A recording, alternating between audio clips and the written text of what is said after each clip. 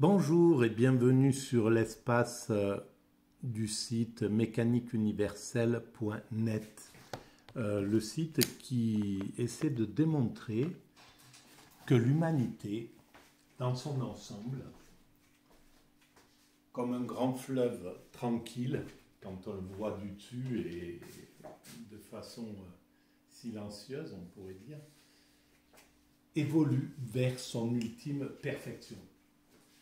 Depuis que notre humanité s'est détachée des autres primates naturels, pour devenir un monde culturel, une humanité culturelle. Donc il y a des millions d'années déjà que ce processus s'est enclenché. Depuis ce temps, sans le savoir, elle construit l'humanité, elle se dirige vers son ultime perfection, vers son état d'ultime perfection. Et aujourd'hui, eh bien, nous sommes à un point de ce parcours. Là, on pourrait dire que 98% du chemin a été parcouru et il reste peut-être 2%, 2, 3, 4, 5%, peu importe. Mais la plus grande partie du chemin, effectivement, a été réalisée. On a d'abord nos premiers ancêtres ont développé notre corps, notre système pulmonaire, la position debout, la perte de la pilosité, le pouce, la dextérité, etc. Tout un tas de choses comme ça. Et puis après, d'autres humains, progressivement, ont développé le langage, ont sophistiqué le langage, ont sophistiqué les outils, puis etc., etc. Et nous voilà arrivés en 2023 aux portes de l'unification. Alors, nous n'y sommes pas, évidemment, mais nous avons construit toutes les structures pour fonctionner de façon universelle. L'ONU, l'OMS, l'OMC, l'OME, l'Organisation mondiale du tourisme, du travail, etc., etc. Toutes ces organisations mondiales sont les structures pour fonctionner de façon universelle, qui sera notre prochain palier. Là, nous sommes arrivés à un fonctionnement à travers les nations, et à travers, même un peu plus haut, c'est le concert des nations. L'Europe, c'est une communauté des nations.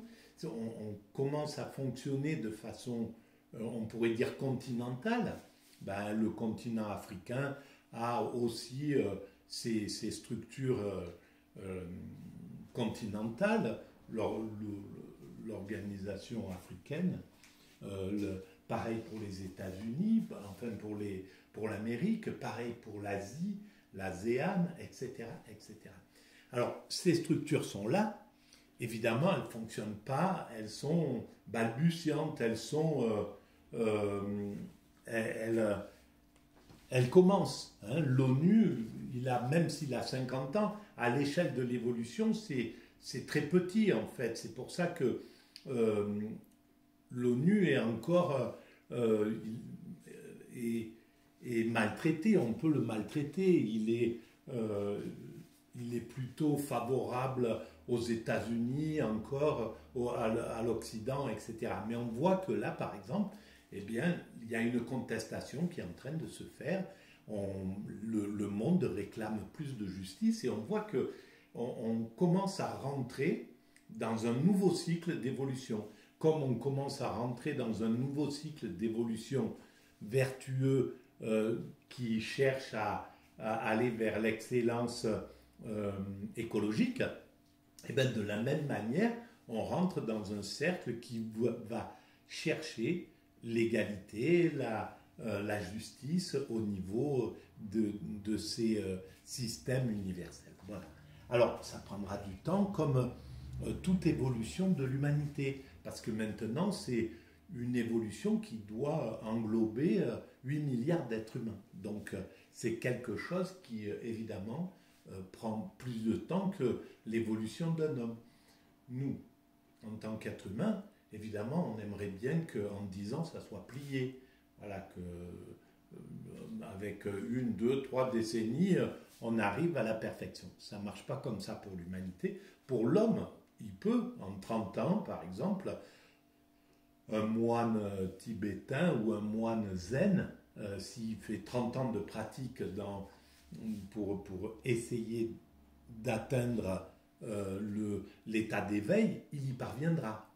Pour que l'humanité atteigne l'état d'éveil, puisque c'est ça en réalité qu'elle cherche à atteindre, que nous cherchons à atteindre de façon intuitivement, que nous travaillons à aider à atteindre l'humanité, tous les hommes qui passent sur Terre travaillent à cette activité d'amener l'humanité vers son ultime perfection. Alors bien sûr, la perfection, elle est une partie technique, puisqu'il faut que les sages qui viendront, les humains accomplis qui viendront dans 3, 4, 5, 6 siècles, peut-être, je ne sais pas combien de temps ça va prendre encore pour arriver à cet état de perfection. Mais on peut voir, par exemple, si on prend juste 2 siècles, on est en 2023, 1923, 1823. Voilà, 1823, je pense qu'on sort des guerres napoléoniennes. On voit bien le chemin qui a été parcouru en 200 ans. Tout ce que nous avons justement réussi à accomplir pour se fédérer, pour aller vers l'universalité. Là, maintenant, on voit bien que déjà avec l'intelligence artificielle, avec les Wikipédia, avec les réseaux sociaux, avec le système, la télévision, tout ça n'existait pas il y a 200 ans. Donc on peut imaginer 200 ans de progrès. On ne peut même pas les imaginer en réalité, pas plus que les personnes les gens sous Napoléon Bonaparte pouvaient imaginer qu'on aurait la télévision, des téléphones sans fil, qu'on pourrait contacter l'autre bout de la planète comme ça, ou qu'on prendrait l'avion pour aller rencontrer des humains à l'autre bout du monde. Donc tout ça, ça n'était pas possible. Et nous-mêmes, nous ne pouvons pas savoir ce que sera l'humanité dans 200 ans, mais en tout cas, soit elle aura atteint son ultime perfection, soit elle sera encore plus avancée dans ce chemin vers l'ultime perfection. Voilà. Alors, cette ultime perfection, donc, c'est le fondement, c'est une perfection spirituelle, c'est-à-dire l'éveil, l'accession à l'éveil, à la sagesse, au nirvana, à la béatitude, à l'extase, peu importe comment on appelle cet état. Mais cet état-là, c'est un état qui ne peut advenir à l'ensemble humain que lorsque l'humanité aura fini de construire techniquement l'humanité. Donc il faut que l'humanité soit entièrement construite pour que les humains qui vivront à ce moment-là, dans cette humanité totalement construite, c'est-à-dire que nous soyons passés à un système universel, que nous ayons donc dépassé les antagonismes entre nations, etc. Les nations, ça sera fini, on sera au-dessus de ça, on appartiendra à l'humanité. Donc, plus de guerre, plus de violence, plus d'ennemis, etc. La fraternité absolue, première chose. Un système totalement écologique, c'est-à-dire plus du tout d'impact négatif sur la planète. Voilà, l'énergie venue du soleil, du vent, d'autres choses, mais qui n'aura plus aucun impact, ni sur rien du tout. L'ensemble des choses qui composent techniquement l'humanité, les maisons, les routes, les machins, etc., tout ce qu'on veut, sera devenu patrimoine universel, donc appartiendra à tout le monde, il n'y aura plus de propriété privée, on aura dépassé le principe de la propriété privée. Pour l'instant, évidemment, ça nous offusque de penser qu'un jour, dans 200, 300 ans, ou je ne sais pas, quand l'humanité aura atteint sa perfection, on n'aura plus besoin de propriété privée, puisque tout appartiendra à tout le monde. Vous partirez de là où vous êtes, partout où vous arriverez, sur cette planète, vous trouverez le gîte, le couvert, voilà, de quoi se coucher, de quoi se soigner, de quoi... Enfin bref, tout ça sera patrimoine universel. Et on peut voir les prémices de cette évolution. On commence à faire passer des tas de choses au niveau du patrimoine universel. Bon, par exemple, avec l'UNESCO, il y a maintenant des œuvres d'art qui sont patrimoine de l'humanité. Donc, normalement, on n'a pas le droit d'y toucher. Alors, il y a encore quelques féroces, quelques fous furieux qui s'amusent à détruire ces choses-là, mais c'est quelque chose qui est condamnable et c'est plus le cas. On est en train de faire passer les forêts, tout doucement, les forêts passeront, ça sera la première étape.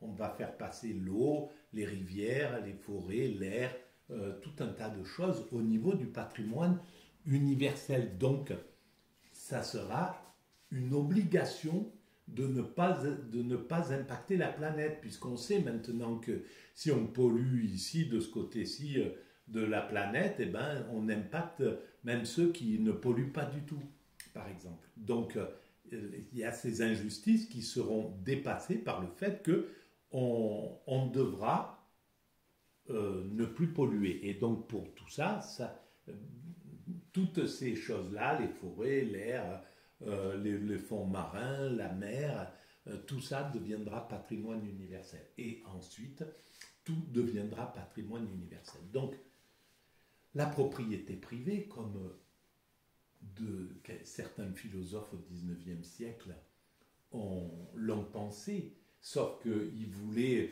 brutalement passer de la propriété privée à la propriété universelle. Non, cette évolution, elle va se faire, mais de façon progressive. Aujourd'hui, personne ne veut, sur l'ensemble de la planète, 90% des gens sont plus ou moins propriétaires, donc refuseraient de passer sur un stade brutalement du patrimoine universel.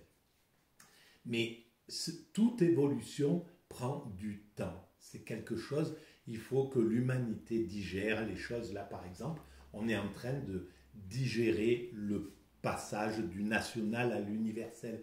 Alors, ceux qui le digèrent le plus difficilement possible, ben, ils vont forcer sur le nationalisme. On veut être plus français que français, etc. On va renforcer les appartenances parce qu'on a peur de l'évolution, on a peur de passer à autre chose. Donc de lâcher prise sur le national pour passer sur l'européen, sur le continental par exemple. Et donc il y a un recul vers le nationalisme, voilà par exemple.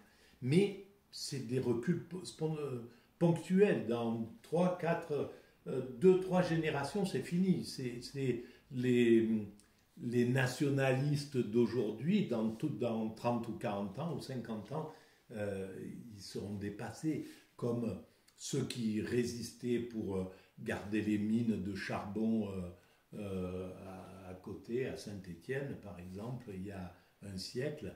Eh bien, voilà, ils ont résisté peut-être 10, 20, 30 ans, et puis à un moment, ils ont été obligés d'accepter qu'on passait à un autre système, etc. Et comme ceux qui résistaient avant de devenir le pays France, par exemple, je parle de la France parce que c'est là où j'habite, mais c'est valable pour l'ensemble de la planète, mais pour que chaque petit fief se fédèrent et finissent par faire allégeance à au roi de France, qui deviendra le roi de France et faire un pays qui deviendra la France, eh bien avant, les petits comtés, les petits... les provinces qui étaient chacune indépendantes, ben, ont eu beaucoup de mal. Il a fallu des décennies pour passer de ce système provincial à un système national, quoi, qui gère les choses. Voilà. Et il a fallu des années pour qu'on acquiert une langue française. Il y a encore un siècle, 2 siècles, chaque région avait son langage et la plupart ne parlaient pas le français complètement. Voilà. Donc c'est une évolution lente, progressive, qui se joue. Et alors, pour continuer dans cette progression-là, avec ce livre que je suis en train de lire en ce moment, La philosophie du Tao, enfin je ne le lis pas, je le picore et j'utilise un peu ces idées, les idées du taoïsme qui me paraissent incroyables. Je ne m'étais jamais vraiment penché là-dessus. J'étais comme appartenant à la structure judéo-chrétieno-islamique, on pourrait dire, voilà, la mère, le judaïsme, et puis ses 2 filles, sa fille aînée, le christianisme, et sa fille cadette, l'islam.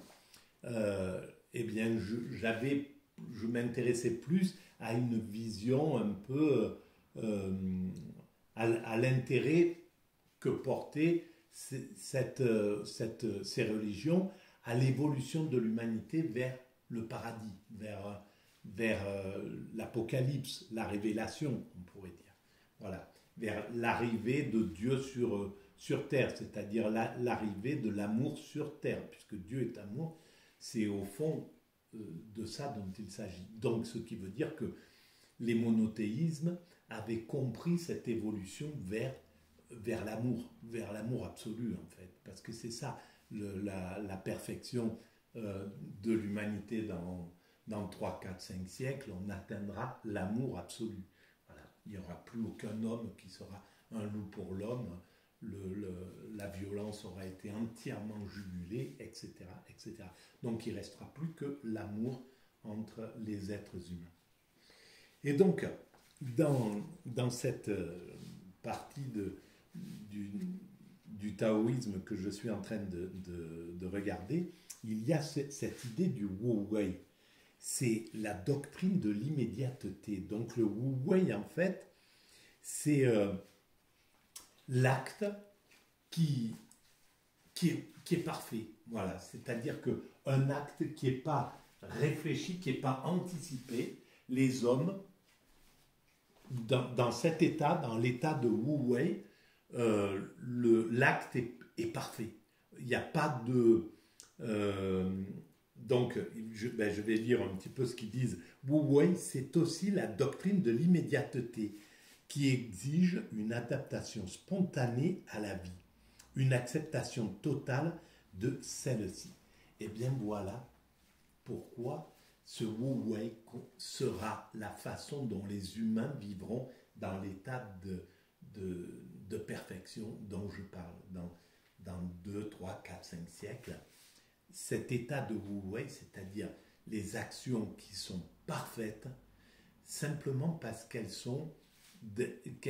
émanent d'un état justement d'extase, d'éveil, de plénitude, c'est-à-dire un état où l'esprit n'anticipe pas, il n'y a pas de réflexion, l'esprit est dans l'immédiat absolu et il est en quelque sorte vécu par une force, par quelque chose qui est cette spontanéité, on l'a dans l'état d'extase. Pour avoir vécu une expérience extatique au tout début de la mécanique universelle, quelques mois après avoir découvert cette théorie, eh bien, j'ai vécu ça pendant une semaine et en état d'extase, on est vécu on est mu par quelque chose qui est une sorte de puissance de vie, c'est-à-dire qu'il n'y a plus d'anticipation. on n'est plus, on ne peut pas dire par exemple demain je vais faire ça. On est dans l'instant et dans cet instant on sait exactement ce qu'on doit faire. Il n'y a pas d'hésitation, il n'y a rien. Donc il faut que le monde soit un peu organisé pour que on puisse vivre comme ça. Donc il faut qu'on n'ait pas besoin de construire l'humanité, mais qu'on ait juste besoin de l'entretenir. Comme les moines zen, par exemple, eh ben, ils se lèvent, ils ont des activités. Certains vont aller arroser le jardin, récupérer les légumes, faire de la méditation à tel endroit, ou je ne sais pas, peu importe. Mais ce qu'ils ont à faire, c'est quelque chose qui est spontané. Et quand on a vécu l'expérience extatique, on comprend ce que veut dire Wu Wei. On comprend que c'est le mouvement parfait et toujours spontané. Spontané, ça veut bien dire, lorsqu'ils disent le mouvement parfait est toujours spontané. Donc on est dans cet état de perfection. C'est ce qui est écrit là, sur le bouquin. Le mouvement parfait est EST, toujours spontané. C'est-à-dire que le mouvement, l'action parfaite, elle est donc spontanée, pas irréfléchie, mais disons qu'elle n'est pas, ça n'est pas une action d'anticipation, ça n'est pas une action de réflexion qui va dire je fais ça ou bien ça, qui va hésiter. Il n'y a plus d'hésitation. Les choses se font exactement comme elles doivent se faire. Si c'est ben voilà, on le voit chez ces sages quand ils ont atteint cet état de plénitude, la cérémonie du thé, elle prend un temps inouï. Chaque geste, le fait de prendre le bol d'une certaine manière, dans sa plénitude, quoi, dans sa totalité. Il n'y a pas de précipitation. Quand on mange, on n'est pas. Quand on est dans la vie ordinaire, dans un psychisme ordinaire, on est dans la précipitation. Tu peux prendre les assiettes s'entrechoquent, il faut faire ci, il faut faire ça. On n'est pas dans un état de calme total. Dans cet état de sérénité absolue, chaque geste, et quand on les voit, quand ils tournent le bol, quand ils le posent de telle manière, quand ils le prennent entre deux mains comme ça, etc., etc., quand ils badigeonnent les choses, tout est de façon, mais ça n'est plus quelque chose qui est réfléchi, c'est quelque chose qui est spontané, qui est devenu une sorte de nature. Et tous les gestes deviennent naturels comme ça, dans l'état d'extase.